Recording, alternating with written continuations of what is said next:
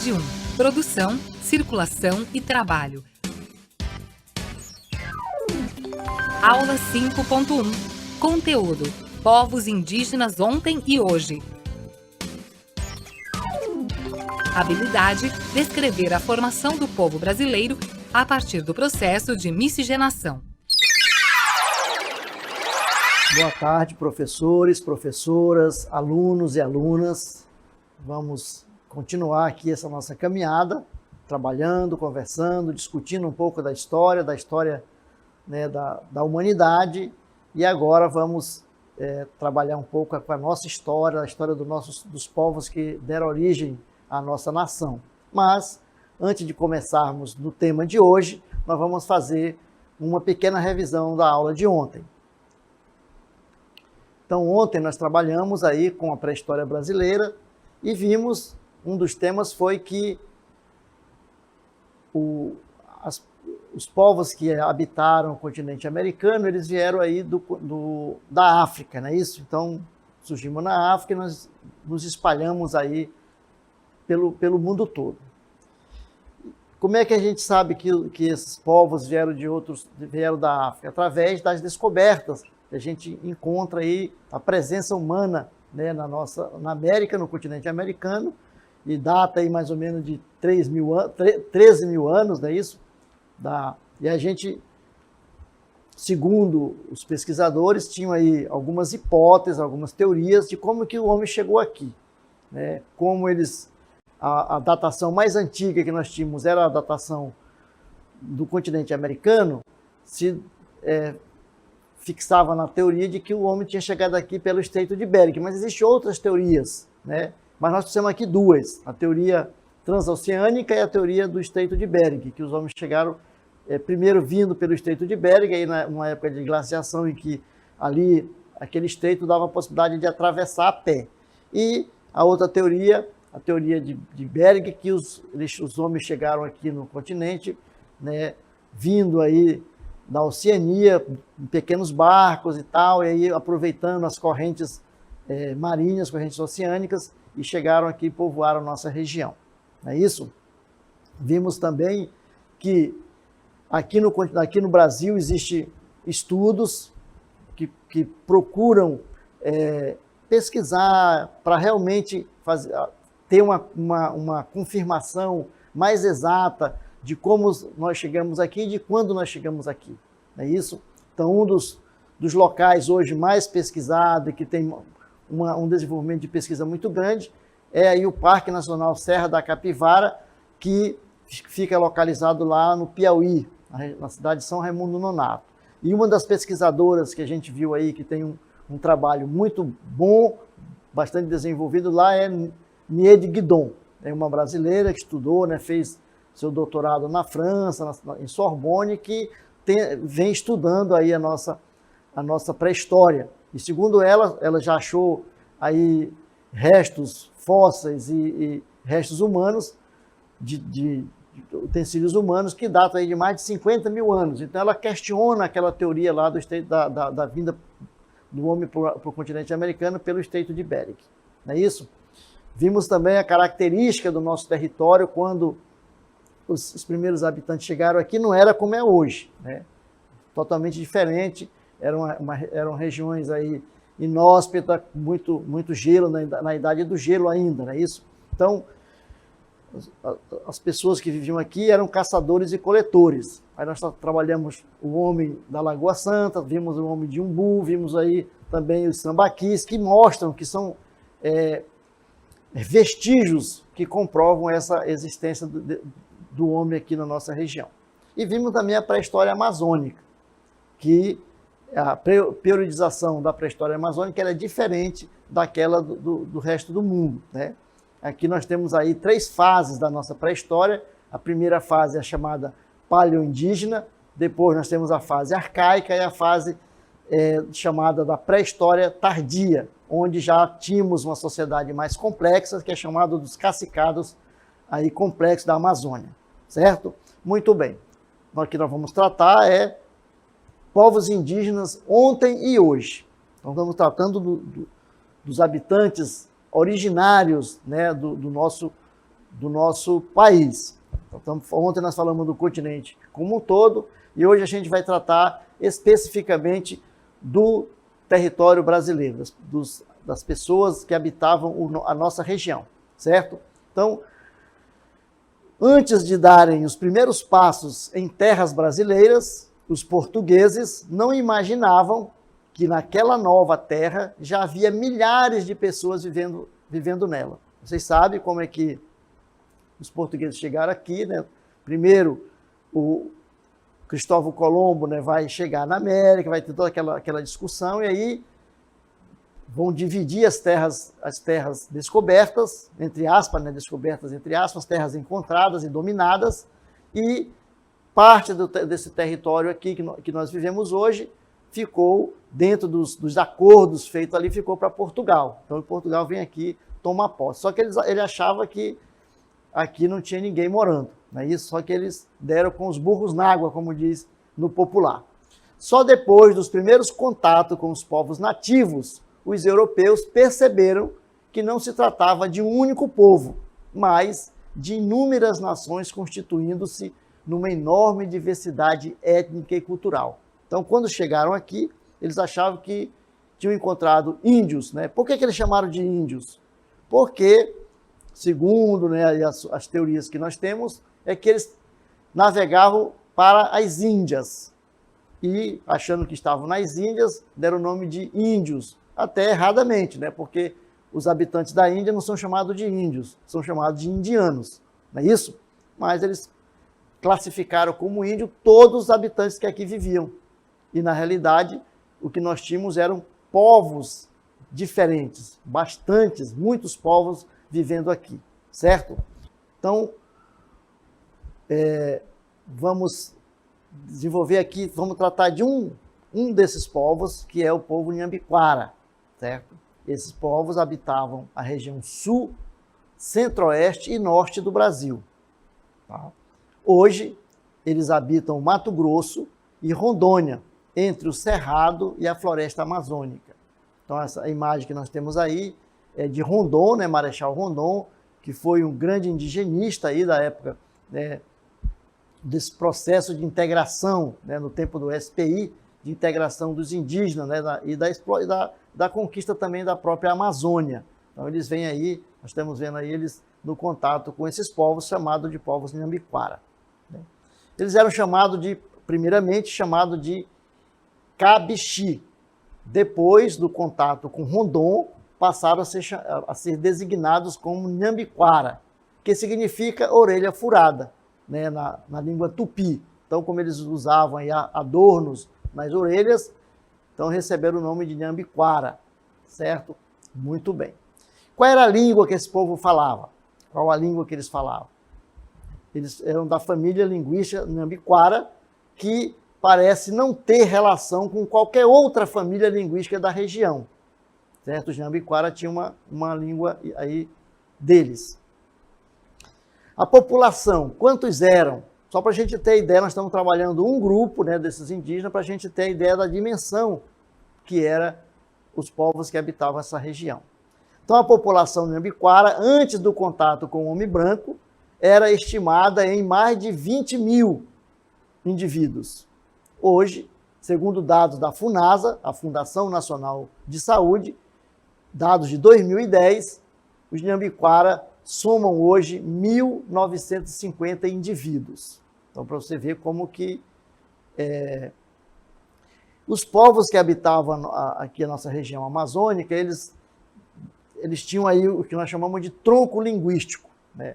Então, as nações falavam línguas que eram semelhantes. Então, nós temos aí o tronco tupi, né? Observem aí essa árvore bonita que está aí e que mostra as raízes, elas estão indicando o tipo de língua falado por esses povos. Então, nós temos aí o tupi-guarani, né? Araquém, o Haiti, Tupari e muitas outras línguas que alguns povos falam essa língua aí, que são derivadas de um único grupo que é chamado de Tupi, né? Então, o povo Tupi-Guarani, que nós vemos aí, os grupos mais fortes, né, mais da época do descobrimento, falavam aí a língua tupi. Então veja lá. Então, o termo tupi possui dois sentidos, um genérico e outro específico. No sentido genérico, o termo remete aos indivíduos que habitavam a costa brasileira no século XVI e que falavam a língua tupi antiga, certo? Então, e no sentido específico, professor? No sentido específico do termo, remete aos índios que habitavam a região da atual cidade de São Vicente, na mesma época. Então, nós temos aí dois sentidos da língua, certo? Então, os tupis habitavam originalmente, né, os vales dos rios Madeira e Xingu. Estamos falando aqui da nossa região amazônica, lembre-se disso. Afluentes da margem direita do rio Amazonas. Então, esses povos habitavam aí. Como eram nômades, as tribos que migraram, né, foram migrando em direção à foz do rio Amazonas e de lá pelo litoral e chegaram ao sul, né? Então vejam lá. Então aí nós temos né, estamos tratando de um povo que são os tupis, né, os tupis guaranis, certo? Muito bem. E aí o outro tronco é o tronco chamado Macro-G, né? No Macro-G nós temos aí várias outras línguas que derivam desse mesmo tronco. Então, é um tronco linguístico cuja constituição, né, do qual derivam várias outras línguas, como nós estamos vendo aí, Bororó, né, G, Carajá, Iaê, né, e outros. Teoricamente, estende-se por regiões não litorâneas e mais centrais do Brasil, incluindo parte de todos os estados, com exceção do Amazonas, do Amapá, de Roraima e do Acre. As línguas do tronco Macro-G legaram algumas palavras para a língua portuguesa, com origem na língua caigangue, como Goiaré, Sanxerê, Erechim, que são cidades aí da região sul do país, Chapecó, né, Erembango, Coixim e outras palavras, né, que são derivadas aí do tronco Macro-G. Vamos falar da formação do povo brasileiro. Qual a importância que tiveram esses povos que aqui habitavam na pré-história brasileira e que habitam até hoje, né? Qual a importância que eles tiveram na formação do nosso povo, isto é, na nossa formação, na formação do povo brasileiro, certo? Então vamos lá. A população brasileira é bastante miscigenada. O que é isso, professor? Que palavra? Palavra nova, que vocês talvez não conhecem. Então, nós vamos, depois, aos poucos, dissecando aí essa palavra, a gente vai entender o que significa isso, miscigenação. E para ainda melhorar ainda mais essa questão da miscigenação, nós vamos aí ver o que diz umas professoras nossas aqui do Centro de Mídia que vão falar a respeito da miscigenação. Professora, na sua opinião, o Brasil é um país miscigenado? Com certeza, o Brasil é um país miscigenado, né? A gente tem aí essa questão, né, da mistura entre brancos, né? Só é lembrado dos portugueses, que logo, né, houve essa miscigenação com os indígenas, posteriormente com os negros vindos da África. Então, a composição, né, do território, da população do território brasileiro é justamente essa, né? Os brancos, descendentes, né, principalmente dos portugueses, os indígenas e também os negros, descendentes dos africanos. Então, é uma miscigenação muito grande aqui no nosso país. Eu acredito que sim, por conta, né, da quantidade de pessoas de diferentes etnias, de diferentes culturas e povos que, por conta do nosso processo de colonização, acabaram vindo para cá e, de certa forma, se misturando, vamos dizer assim, né? Povos diferentes se misturando, convivendo e misturando também os seus costumes, as suas tradições, além também da grande quantidade de etnias indígenas que a gente tem ao longo do nosso território, que a gente sabe que cada povo vai ser um povo diferente, uma nação diferente, então sim, eu acredito que seja um país miscigenado. Muito bem. Então aí, ó, nós entendemos agora o que é miscigenação. A palavra miscigenação significa mistura, né? Mistura de raças, né? Mistura de povos. Então o Brasil é o resultado dessa mistura de vários povos. Não é isso? Então, as professoras aí colocaram para nós e a gente então entendeu. Então, essa palavra miscigenação já não é mais uma palavra desconhecida para nós, agora ela já faz parte do nosso vocabulário e do nosso entendimento. Então, miscigenação significa mistura. Então, o processo de miscigenação, isto é, a mistura ocorreu em razão dos diversos grupos étnicos que povoaram o país, certo? Os inúmeros grupos humanos que participaram da formação do povo brasileiro resultou numa nação miscigenada, isto é, numa população, numa nação misturada, né? Nós temos aí então uma mistura de raça que deu aí esse povo que é o brasileiro, certo? Então, a princípio, 3 grupos foram responsáveis, né, por esse processo, certo? Que grupo são esses? Vamos lá?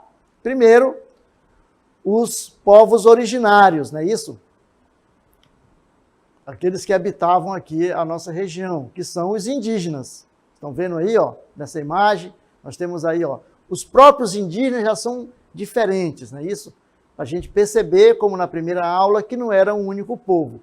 Eram povos, nações diferentes, com cultura, com língua, né? Diferente, certo? Então, vamos lá. Então, os indígenas, os nativos, originários. Antes da chegada dos portugueses ao continente, o território, onde hoje é o Brasil, já era habitado, como nós vimos na primeira aula, por inúmeros povos que aqui viviam há milhares de anos, certo? Então, aí nós temos os Chucarramãs, os Tupinambás, né? Os Nhambiquara, os Saterê, né? Os Parintintins, né? Os Marajós. Então, assim, uma infinidade de povos. Não é isso? Depois, o segundo grupo formador do povo brasileiro são os africanos escravizados. Os africanos escravizados, não é isso? Trazidos para o Brasil como escravos, para o trabalho nas lavouras, especialmente aí entre os séculos XVI e o século XIX, nesse período todo aí. Então, o segundo grupo são os africanos, não é isso? Os africanos, que foram escravizados. Bom que fique claro isso aí, né? São africanos escravizados. E o terceiro grupo, que são os portugueses, os colonizadores europeus, principalmente os portugueses, né? Que foram aqueles que começaram o processo de ocupação do território que hoje faz parte do Brasil, desse território, dessas terras que hoje são que nós habitamos. Então, são os portugueses. Eles vieram para cá no século XVI, né, para dar início ao processo de colonização das terras que receberam pelo Tratado de Tordesilhas. Lembram lá no início, quando eu chamei a atenção, né, das terras conquistadas, aí houve a briga entre Espanha e Portugal, fizeram tratados, vários tratados, e um deles era o Tratado de Tordesilhas, que dava o Brasil aí as 370 léguas, né, Então, nós tivemos, o Brasil ganhou esse pedaço, os portugueses ganharam esse pedaço de terra aí e começaram então a conquistar. Então vejam lá, 3 grupos maiores, não é isso? Vamos recapitular? Então nós temos os indígenas, os nativos originários, os povos que habitavam a nossa região. Depois tivemos os africanos escravizados, não é isso? Depois tivemos os portugueses, que eram os colonizadores, aqueles que responsáveis aí pela colonização e pelo processo também de escravização, tanto dos índios como dos próprios africanos, né, que vieram para cá. Certo? Muito bem. Mas, professor, só foram esses três grupos que formaram o que forma o povo brasileiro? Aí o que vocês acham? Se você questiona aí, pergunta, será que foi só esses 3? E depois, teve mais gente? Vamos ver, teve sim, né? Nós tivemos aí outros povos que são responsáveis por esse processo de miscigenação. Veja lá, nós tivemos aí, por volta do século XIX, né, com o fim da escravatura, né, com o fim da mão de obra escrava, o que aconteceu? Era preciso que tivesse força de trabalho para trabalhar, para operar nas lavouras, que o Brasil era um país praticamente agrícola, né, mas que estava também saindo já para um processo aí de se industrializar. Então era preciso mão de obra, né? Então, como os escravos tinham saído das lavouras, aí foram para as periferias das grandes cidades, o que aconteceu? Faltou mão de obra. E o que aconteceu? O governo brasileiro promoveu a entrada de um grande número de imigrantes europeus, italianos, espanhóis, alemães, eslavos e ucranianos, e também asiáticos, como japoneses, sírios e libaneses, que vieram para cá. Olha aí, como está bonito aí a nossa cartela, com essa grande diversidade de gente aí. Tivemos aquele primeiro 3 grupos lá, né, que iniciaram o processo de colonização, e depois esses outros povos que vieram para cá. Os italianos, que colonizaram principalmente a região sul do país, ali Santa Catarina, Paraná, Rio Grande do Sul, alemães também, que se localizaram ali, os eslavos também, né, povos que trabalhavam na agricultura, e que hoje, se você olhar para o sul do Brasil, eles são bastante diferentes da gente, né, na sua composição étnica, exatamente porque são povos europeus, basicamente, não é isso? Então, ali na região de Blumenau, lá na região de Santa Catarina, né, no Rio Grande do Sul, Paraná. O Paraná tem muito eslavo, né, o pessoal que trabalha na lavoura, aí tem italiano também, espanhol, tem alemães. Foram esses povos aí. Mas tivemos também outros grupos, né, os italianos, os japoneses, né, os asiáticos, os libaneses, os sírios, né, judeus também posteriormente. Então vejam lá, o Brasil, gente, é essa nação totalmente miscigenada, misturada, né, que tem esse grupo enorme de povos, de etnias, que compõem, né, a sua formação. Então isso é bom, porque o Brasil, a princípio, ele é um país que tem aí uma grande diversidade de povos que contribuíram, né, na formação, e esses povos, cada um desses, vieram para cá e trouxeram a sua cultura e contribuíram na formação da cultura brasileira. Por isso que nós temos hoje uma diversidade muito grande na alimentação, não é isso? Na culinária nós temos aí bastante riqueza na culinária, na parte das danças, né, das danças folclóricas, no tipo de construção, né, na parte artística também, na música. Então vejam lá. Então assim, nós somos o Brasil, esse país diversificado, né, misturado, bonito, que nós não podemos perder, né, isso.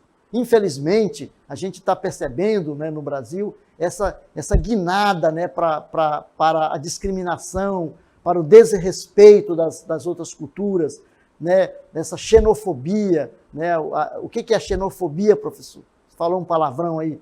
Não, xenofobia é a ojeriza, é a raiva do estrangeiro. Né? Foram esses povos estrangeiros que formaram a nossa nação, que contribuíram com a sua mão de obra para construir o país que nós somos hoje. Então é preciso que a gente respeite isso aí, né? Reconheça e respeite. Também os indígenas, também os africanos, etc. Então vejam lá, nós somos esse conjunto todo, né, de povos que deu essa nação que é o Brasil. Um povo alegre, um povo receptivo. Será que nós somos realmente receptivos? Será que nós somos mesmo esse povo tolerante?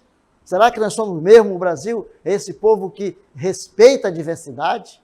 Precisamos questionar, né? Durante tantos anos, nós